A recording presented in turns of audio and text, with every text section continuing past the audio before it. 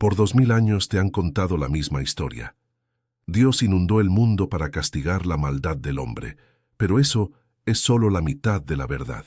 Y la mitad que ocultan es la más aterradora.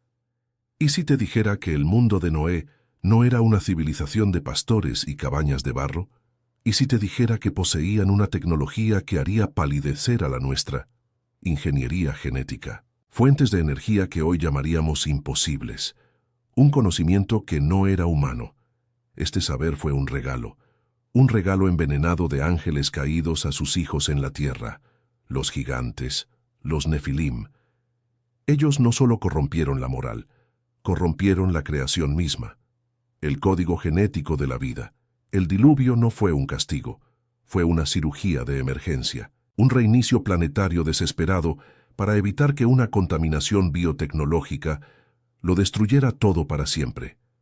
Esto cambia todo lo que te enseñaron sobre el pasado. Pero lo más perturbador es lo que significa para nuestro futuro.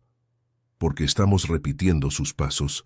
Comenta ahora mismo si alguna vez has pensado que nuestra tecnología está yendo demasiado lejos. Lo que vas a descubrir en este vídeo confirmará tus peores sospechas.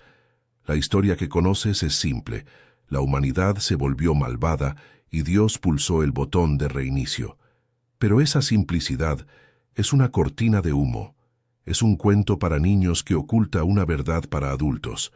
Una verdad tan perturbadora que ha sido enterrada durante milenios. Abre tu Biblia en Génesis capítulo 6, versículo 12. Hazlo ahora, dice, y miró Dios la tierra, y he aquí que estaba corrompida, porque toda carne había corrompido su camino sobre la tierra. Pausa el vídeo ahora y piensa conmigo. Presta atención a esas palabras. Toda carne. No dice todo hombre, dice toda carne. Animales, aves, reptiles, todo ser vivo. ¿Te das cuenta de lo que esto significa? ¿Cómo puede un animal pecar moralmente? ¿Cómo puede un pájaro o un pez corromper su camino? La historia oficial se desmorona con esta simple pregunta. La maldad no era solo una cuestión de comportamiento, era algo más profundo, algo biológico, una contaminación. Y aquí es donde te enfrentas a una encrucijada. 3 caminos, 3 posibles explicaciones para este misterio. Solo una de ellas te llevará a la verdad completa. La primera teoría es la que te enseñaron. La versión oficial sostiene que los hijos de Dios eran simplemente hombres buenos, del linaje de Set, que se casaron con mujeres malas, del linaje de Caín. Una simple mezcla social que llevó a la decadencia moral. Es una explicación limpia, ordenada, pero no explica por qué toda carne estaba corrompida. Deja un vacío imposible de llenar. La segunda teoría es más oscura. Sugiere que los hijos de Dios no eran hombres, sino ángeles caídos, seres celestiales que abandonaron su puesto y se unieron a mujeres humanas, creando una descendencia híbrida, los gigantes Nefilim. Esta teoría explica la extrañeza de la época, pero aún se centra en el pecado de la unión prohibida. Y luego está la tercera teoría, la que ha sido borrada de los cánones y ridiculizada por la teología moderna. Y si te dijera que esos ángeles caídos no solo vinieron a procrear, y si trajeron consigo conocimiento prohibido, ciencia celestial, ingeniería genética, fuentes de energía que desafiaban las leyes de la creación. Esta teoría no habla de una corrupción moral, sino de una corrupción literal del código genético de la vida en la Tierra. Una de estas 3 verdades lo cambia todo. No solo sobre nuestro pasado, sino sobre la tecnología que estás usando ahora mismo y el futuro que nos espera. Y aquí está el detalle que casi nadie nota. La respuesta siempre estuvo escrita, no solo en la Biblia, sino en los libros que se atrevieron a no quemar. Abre tu Biblia en Génesis capítulo 6. Hazlo ahora. No lo leas como te enseñaron en la escuela dominical. Léelo como si fuera un informe clasificado que acaba de ser filtrado. Versículo 1. Aconteció que cuando comenzaron los hombres a multiplicarse sobre la faz de la tierra, y les nacieron hijas, que viendo los hijos de Dios que las hijas de los hombres eran hermosas, tomaron para sí mujeres, escogiendo entre todas. Pausa. ¿Quiénes son estos hijos de Dios? El texto original hebreo es Benei ha-Elohim. Este no es un término que la Biblia use para los hombres, por muy justos que sean. Es el mismo término que se usa en el libro de Job para describir a los seres angélicos que se presentan ante el trono de Dios. No es casualidad que el texto haga esta distinción tan específica. Y ahora, el versículo 4, el epicentro del terremoto. Había gigantes en la tierra en aquellos días, y también después que se llegaron los hijos de Dios a las hijas de los hombres, y les engendraron hijos. Estos fueron los valientes que desde la antigüedad fueron varones de renombre. Gigantes, en hebreo Nefilim. Los teólogos modernos intentan suavizarlo. Dicen que solo significa hombres poderosos. Pero la raíz de la palabra snafal significa caer. Eran los caídos, o quizás los que hacen caer a otros. ¿Te das cuenta de lo que esto significa? El nombre mismo es una advertencia. Pero la verdadera clave, el detalle que lo cambia todo, no está en el quién, sino en el qué. Vayamos al versículo 11. Y se corrompió la tierra delante de Dios, y estaba la tierra llena de violencia. Y ahora el 12, léelo conmigo despacio. Y miró Dios la tierra, y he aquí que estaba corrompida, porque toda carne había corrompido su camino sobre la tierra. Respira hondo, porque lo que viene ahora es crucial. Toda carne. La palabra hebrea usada aquí para corromper es shachat. No significa simplemente portarse mal, significa arruinar, destruir, pervertir algo hasta su núcleo, una corrupción física, biológica, una degradación de la estructura misma del ser. ¿Lo ves? El texto no dice que todo hombre pecó, dice que toda carne se corrompió. ¿Cómo corrompe su camino un pájaro? ¿Cómo peca un pez? La explicación de que fue solo un problema de moralidad humana se cae a pedazos. Comenta ahora mismo si esta es la primera vez que notas esta increíble contradicción. No, esto no era sobre comportamiento. Era sobre biología, una contaminación que se extendía más allá de la humanidad y afectaba a todo el ecosistema. Y si te dijera que los Nefilim, esa descendencia híbrida, no solo trajeron violencia, sino que fueron los portadores de esta plaga genética. La Biblia no está describiendo un problema de ética, está describiendo una crisis de extinción a nivel de código genético, una que obligó a Dios a tomar la medida más drástica imaginable. Ahora, enfrentemos la primera explicación, la teoría ortodoxa, la versión oficial que te han contado durante siglos en seminarios y escuelas dominicales. Es la explicación segura, la que no hace olas. Según esta visión, los hijos de Dios no eran seres celestiales, eran simplemente los descendientes de la línea justa de Set, el tercer hijo de Adán, y las hijas de los hombres eran las descendientes de la línea maldita de Caín. La historia entonces es una simple alegoría moral. La línea de los justos se mezcla con la de los pecadores, y de esa unión surge una generación corrupta. En este modelo, los Nefilim no son gigantes híbridos, son solo hombres poderosos, tiranos y reyes de la antigüedad. Hombres de gran fama y fuerza, sí, pero completamente humanos. La maldad que inundó la tierra era, por tanto, una corrupción puramente social y ética, violencia, idolatría, lujuria. Es una explicación limpia. Mantiene a los ángeles en el cielo y a los hombres en la tierra, sin cruces extraños ni complicaciones genéticas. Suena razonable, ¿verdad? Es la historia que mantiene el orden, pero aquí está el problema que nadie menciona. Un detalle tan grande que una vez que lo ves, derrumba todo el edificio. Vuelve a leer Génesis 6, versículo 12. Y miró Dios la tierra, y he aquí que estaba corrompida, porque toda carne había corrompido su camino sobre la tierra. Pausa el video ahora y piensa conmigo. Si el problema era solo una mezcla entre dos linajes humanos, ¿por qué se corrompió toda carne? ¿Cómo la decisión de un hombre de Set de casarse con una mujer de Caín corrompe a un león en la sabana, a un águila en el cielo o a un pez en el mar? ¿Te das cuenta de lo que esto significa? La teoría ortodoxa no tiene respuesta para esto. Se queda en silencio. Es una explicación incompleta, una pieza del puzzle que convenientemente se deja fuera de la caja.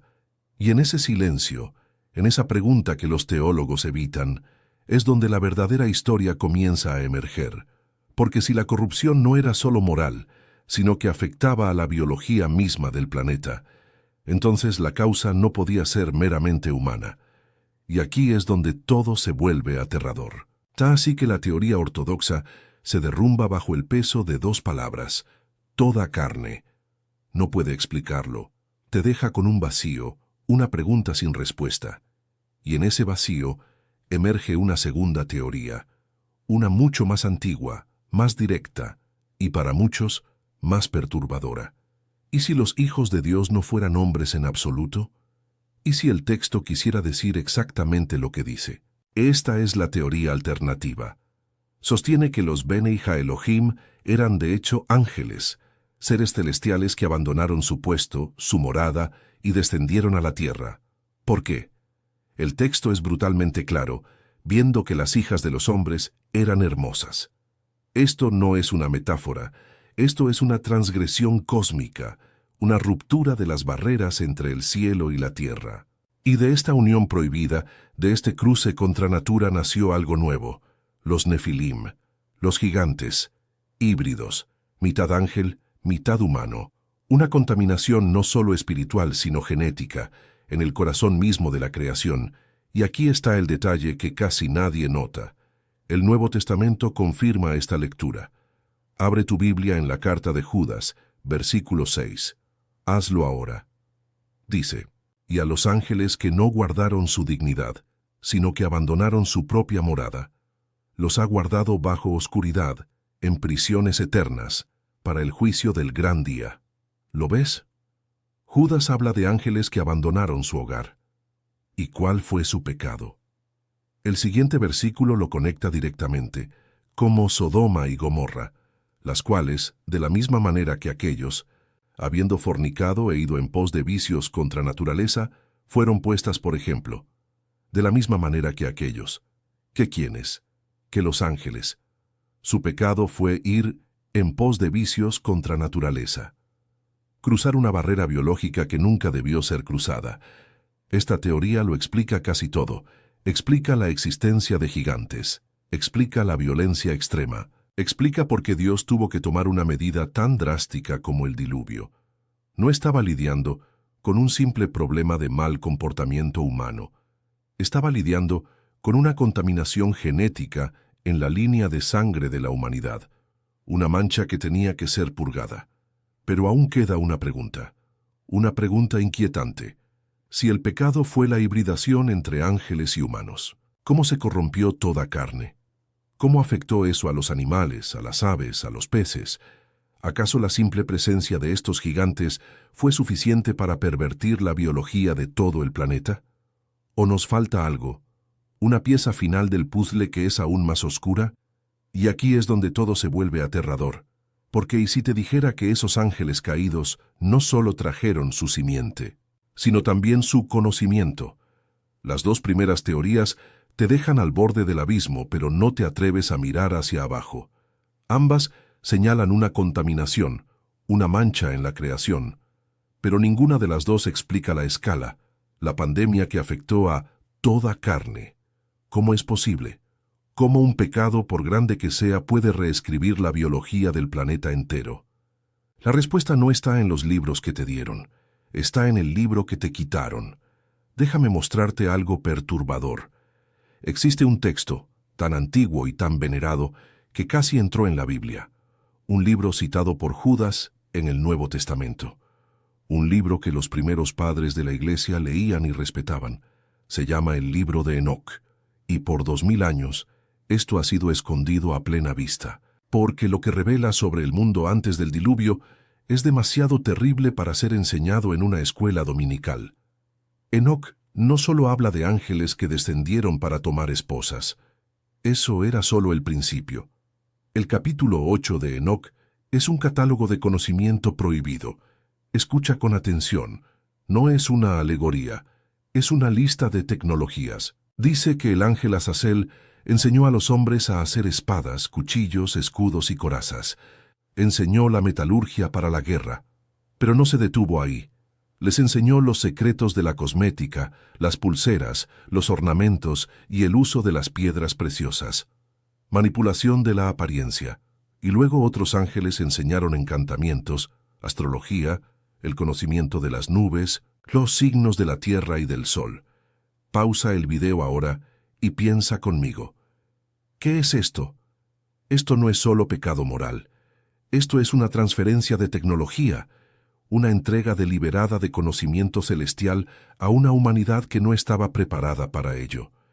Pero el pasaje más escalofriante, la clave que lo une todo, está en el capítulo 7. Después de que los gigantes Nefilim consumieran todo el sustento de los hombres, el texto dice algo que te helará la sangre. Vuelve a leer este versículo, pero ahora despacio. Y cuando los hombres ya no pudieron sustentarlos, los gigantes se volvieron contra ellos y los devoraron, y empezaron a pecar contra los pájaros, y las bestias, y los reptiles, y los peces. ¿Te das cuenta de lo que esto significa? ¿Cómo peca un gigante contra un pájaro o un pez? No se trata de simple crueldad. La palabra usada implica una transgresión mucho más profunda, una perversión, una corrupción de su naturaleza, y aquí es donde la tercera teoría explota con la fuerza de una bomba nuclear. Los ángeles caídos no solo enseñaron a hacer armas, les enseñaron los secretos de la vida misma. Ingeniería genética, creación de quimeras, la corrupción de toda carne, no fue una metáfora de la maldad, fue literal, un proyecto de biodiseño a escala planetaria liderado por los Nefilim para rehacer la creación a su propia imagen y semejanza.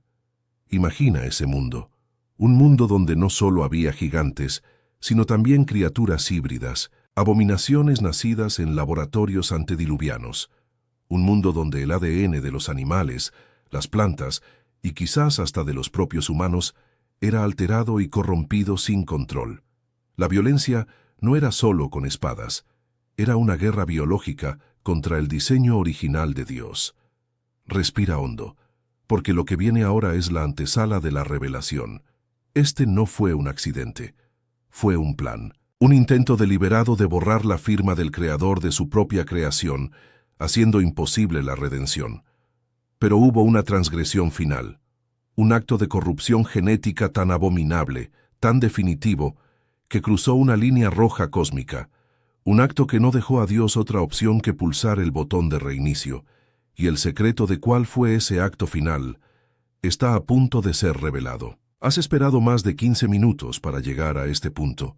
Has descartado las teorías cómodas, has visto las grietas en la historia oficial.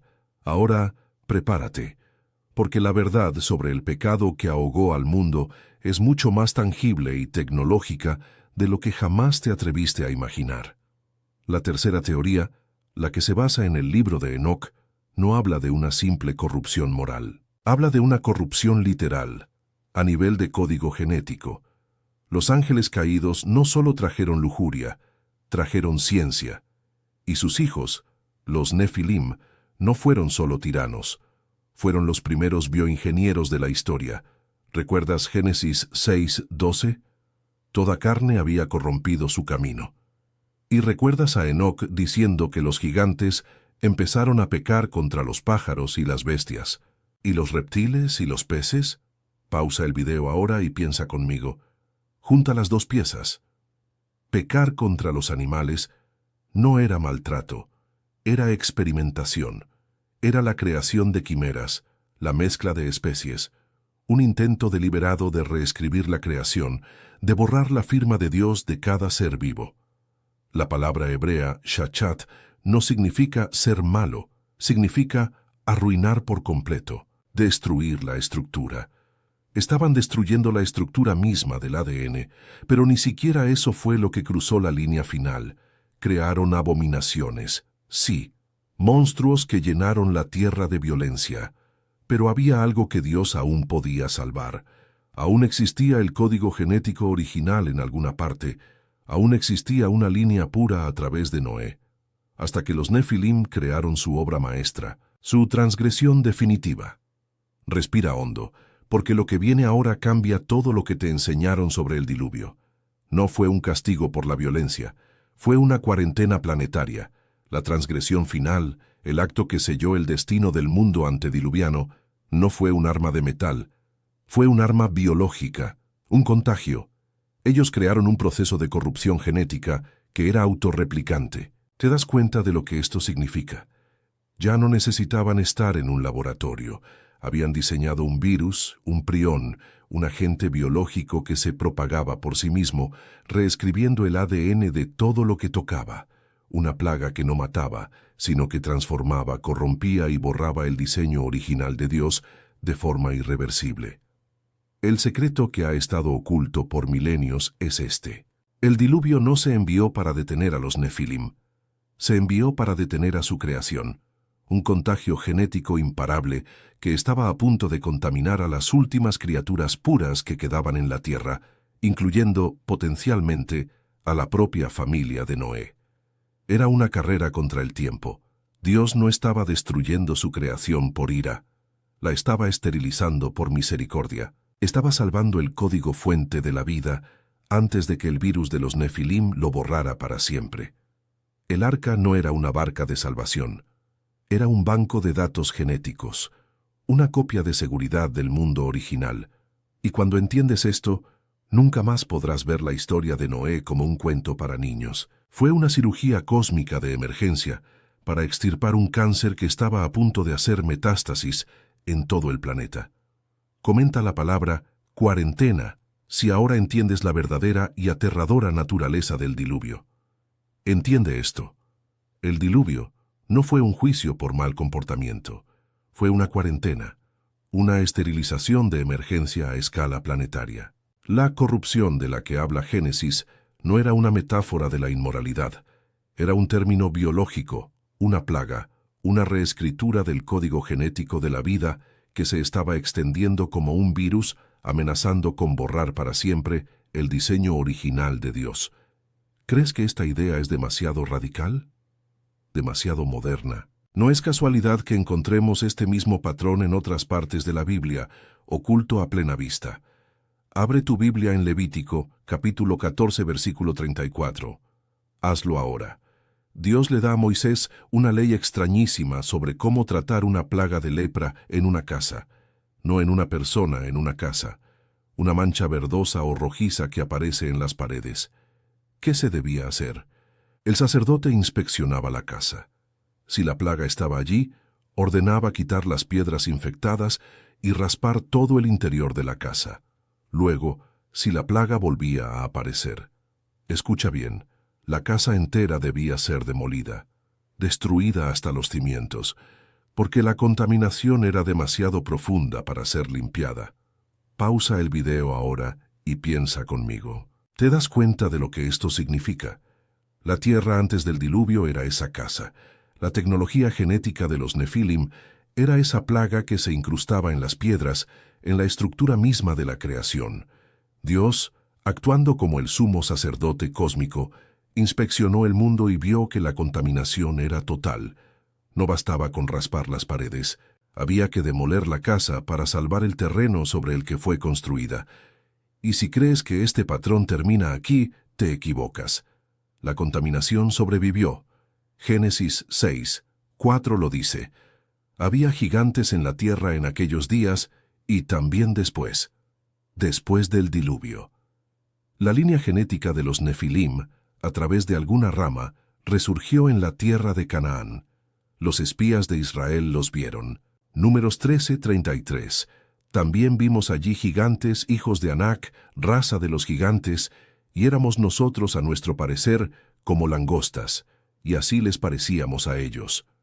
Y de repente, las órdenes de Dios a Josué de exterminar por completo a ciertas tribus cananeas adquieren un significado nuevo y aterrador. No era un genocidio por motivos raciales, era otra cuarentena, otra cirugía de precisión para extirpar el tumor genético de los Nefilim antes de que volviera a hacer metástasis y a corromper la línea mesiánica de la que nacería el Salvador. El diluvio, la conquista de Canaán. 2 veces la historia registra una purga biológica para salvar a la humanidad de una contaminación que no era de este mundo. Esto cambia todo lo que te enseñaron sobre el Antiguo Testamento.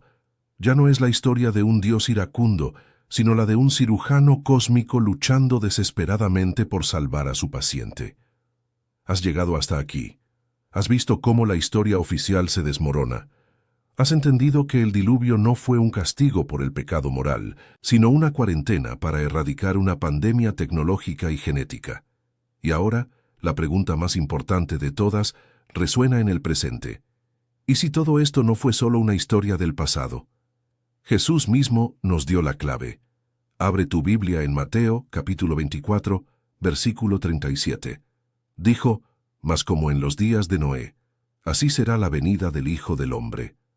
Pausa el video ahora y piensa conmigo. Por 2000 años te han dicho que se refería a la maldad, a la gente comiendo y bebiendo sin prestar atención. Pero eso es solo la superficie. ¿Y si la advertencia era mucho más literal? ¿Mucho más tecnológica? ¿Y si estamos viviendo en los días de Noé, ahora mismo? Mira a tu alrededor. Abre los ojos. En los días de Noé, los Nefilim corrompieron el código genético de la vida. Ellos reescribieron la creación. ¿Y qué hacemos nosotros hoy? Tenemos una tecnología llamada CRISPR. Con ella podemos editar el ADN de cualquier ser vivo como si fuera un documento de texto. Jugamos a ser Dios con el libro mismo de la vida, eliminando, añadiendo, creando. No es casualidad que esta tecnología haya explotado en nuestra generación. En los días de Noé, ellos recibieron un conocimiento prohibido, una inteligencia que no era humana y que los llevó a su destrucción. ¿Y qué estamos construyendo nosotros? Una inteligencia artificial que aprende y evoluciona a una velocidad que ya no podemos controlar. Creamos mentes en la máquina, prometiéndonos un paraíso, sin preguntarnos si estamos construyendo a nuestros propios sucesores o a nuestros verdugos. En los días de Noé, ellos cruzaron las barreras entre especies, creando híbridos y abominaciones. ¿Y qué es el movimiento transhumanista que gana fuerza cada día? Es el mismo sueño oscuro, la fusión del hombre con la máquina, la promesa de una inmortalidad sintética, la creación de un posthumano. ¿Te das cuenta de lo que esto significa? Estamos siguiendo su manual de instrucciones paso a paso. El ciclo se está cerrando. La tecnología que ellos usaron para corromper el mundo ha vuelto más poderosa y accesible que nunca. Entonces, la pregunta ya no es histórica, es personal. Es para ti, aquí y ahora.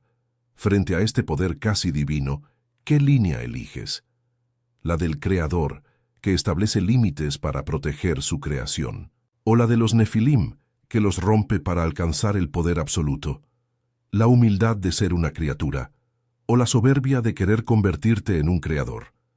Comenta ahora mismo cuál de estas tecnologías te parece la más peligrosa. ¿La edición genética, la inteligencia artificial o el transhumanismo? Tu respuesta es más importante de lo que crees. Has llegado hasta el final. Y ahora ves la verdad completa. El diluvio no fue un cuento para niños sobre la maldad y un barco lleno de animales. Fue la historia de una cuarentena, un reinicio planetario desesperado para detener una pandemia genética, creada por una tecnología que no era de este mundo. La herencia de los Nefilim no se ahogó en las aguas.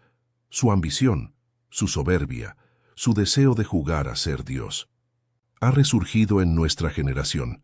La edición genética, la inteligencia artificial, la promesa de un futuro transhumano, son los ecos de su ciencia prohibida, y la elección que ellos enfrentaron ahora es nuestra. ¿Seguiremos el camino del Creador, aceptando nuestros límites? ¿O repetiremos su pecado buscando un poder que inevitablemente nos destruirá? Si este video te ha abierto los ojos y ha sacudido lo que creías saber, entonces tu viaje con nosotros no ha hecho más que empezar. Haz esto ahora. Primero, suscríbete a este canal para no perderte ni una sola revelación. Segundo, activa la campanita para ser el primero en saber cuándo se desvela el próximo secreto. Tercero, compártelo. Hay alguien que conoces que necesita ver esto. Y por último, Comenta abajo cuál será tu elección, creador o Nefilim. No hay término medio. Pero si crees que la historia de los Nefilim terminó con el diluvio, estás equivocado.